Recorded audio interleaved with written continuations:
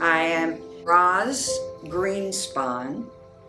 I live in Charlotte, North Carolina since 1963. I am 78, will be 79 in the fall. But my brain and body is not that age.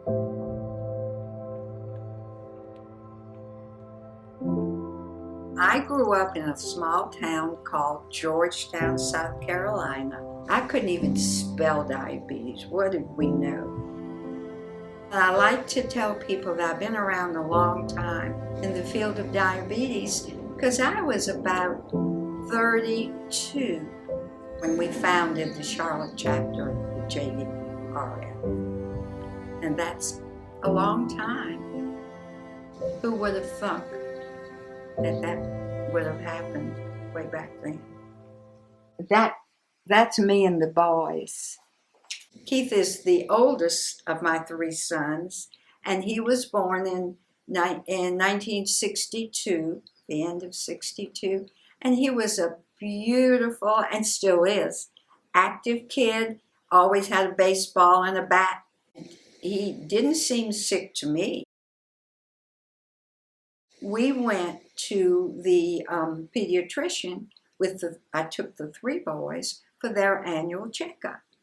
And all the kids had urine tests, or probably no blood test, urine test, everything was fine.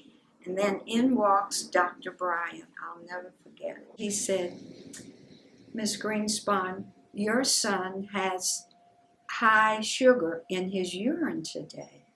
I said, "Oh, okay, what about that?" And he says, "Well, he is fine. Let's don't worry about it." We did get to Charleston to the medical university on Monday morning. And they said, "Ms. Greenspon," they always pronounce my name wrong, "Ms. Greenspon, your son has diabetes." And what do? You go, "Oh." We put Keith in the hospital, and it was in a ward a ward where there were lots of children. It was in that kind of a ward. They don't do that anymore. Now they get with it, they get you diagnosed, they start making you better by teaching you. But this was almost 50 years ago. And I didn't know anybody else who had a child with diabetes. The major thing about diabetes back in the 60s to 70s is that you couldn't do blood sugar. There was nothing like blood sugar testing unless you went to a doctor and they took blood out of your vein.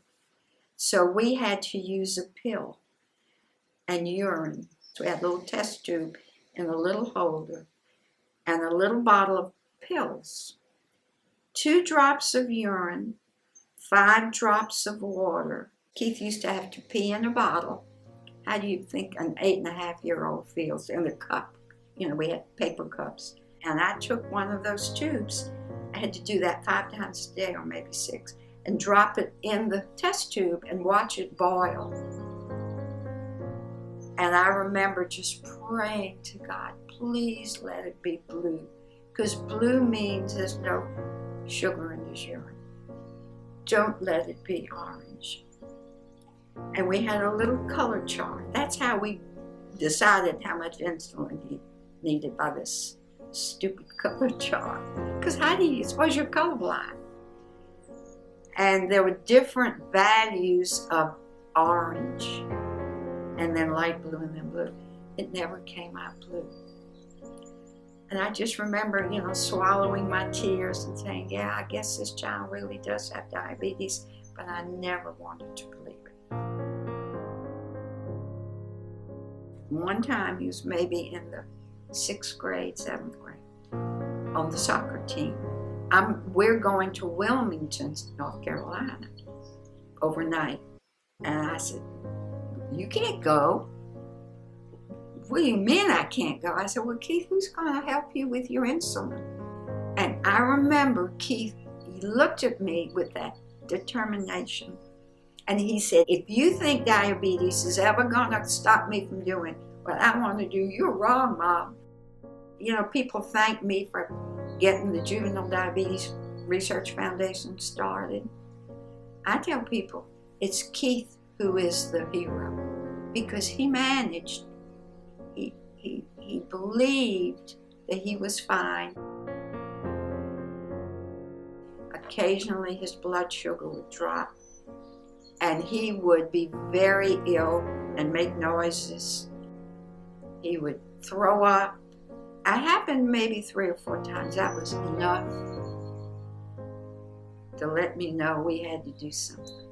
I knew way back then that I couldn't just sit here and watch his diet and give him his injections. That was not going to fix his diabetes. I had to do something. And one day I was reading the Charlotte Observer. It was in the summer. It was probably a year after he was diagnosed. And I opened it up, and there was a picture of a woman with her little girl, a little blonde-haired girl sitting next to her. And the headline said, this mother helps this child with her diabetes or something. And of course I read it, and it gave the mother's name and the little girl's name. And somehow, we didn't have internet, but somehow I got the phone number of that woman because I knew her name was Kathy. I called this woman. My name is Roz Greenspon. I have a child with diabetes. I need to talk to you. When can we get together? She didn't say no. She told me that they had just moved from Florida, Miami, and Kathy knew about this organization called Juvenile Diabetes Foundation because she had gone to a meeting in Miami. So we found out a phone number, and we went to my house right early on and called this organization called Juvenile Diabetes Foundation.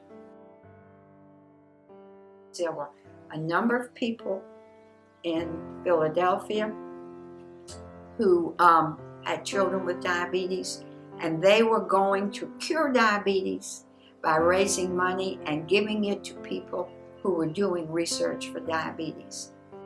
And I said, I'm in. I am in. Count me in. I gotta do it. And we began to call them, and they sent us materials. I didn't know how to start an organization, a volunteer organization, but I didn't care. I had to do it.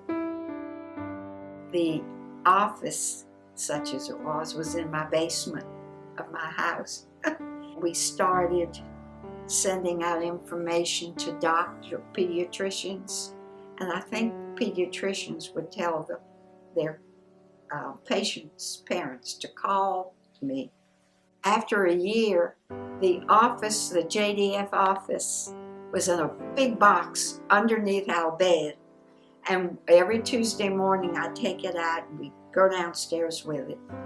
And these, usually mothers, would come over and we'd strategize of how to send out notices, how to find people who had children with diabetes, how to talk to corporations and businesses, how to go to the Charlotte Observer and tell them about diabetes.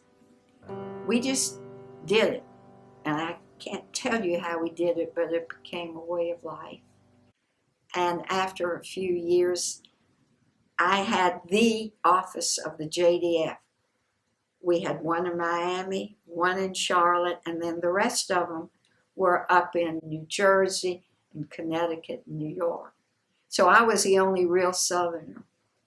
And right away I started going to the JDF meetings in Philadelphia to learn, just to be a part of it.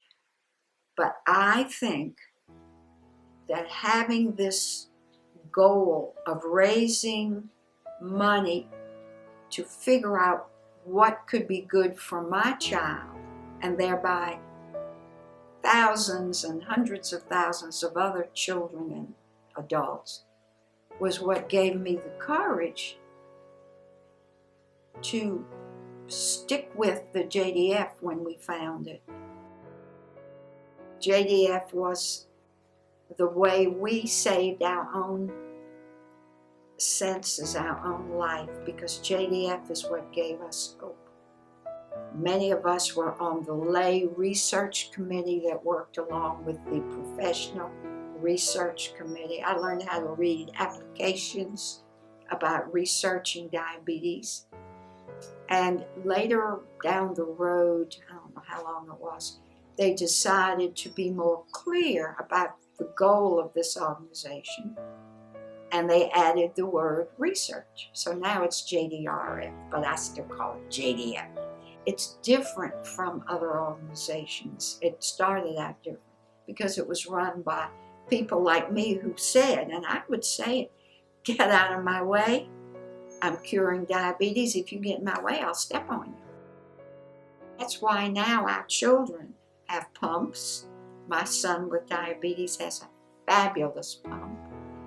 It's going to be moving on to what do they call it, an artificial pancreas, and things that in 1972, 73, 75 were just pipe dreams.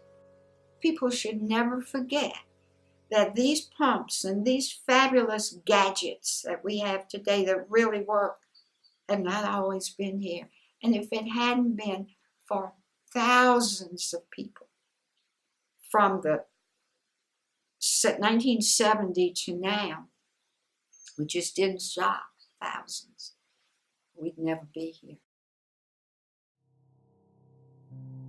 My first advice, get involved. Don't sit there and think somebody else is going to cure your child or perhaps your grandchildren. Don't ever think somebody else is going to fix it. Somebody else will fix it, but you've got to give them the wherewithal. But keep it positive, because it is positive. If you got it, you got it. But it's got a better future now for each person who has T1D. This one is Keith. He's the eldest brother, and that's the one that has long-term diabetes. I never say I have a diabetic child. He has diabetes, but he is not a diabetic. Nowadays, it's like wearing glasses. I wear glasses, but you don't call me a glasses person, do you? He's that person who wears glasses. Therefore, that means my glasses are part of me, and diabetes is a part of him.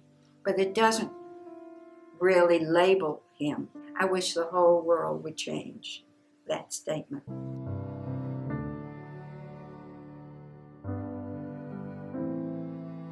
We are going to cure diabetes, but until we do, our children, our loved ones have got to have a better way of life, and we are working on it.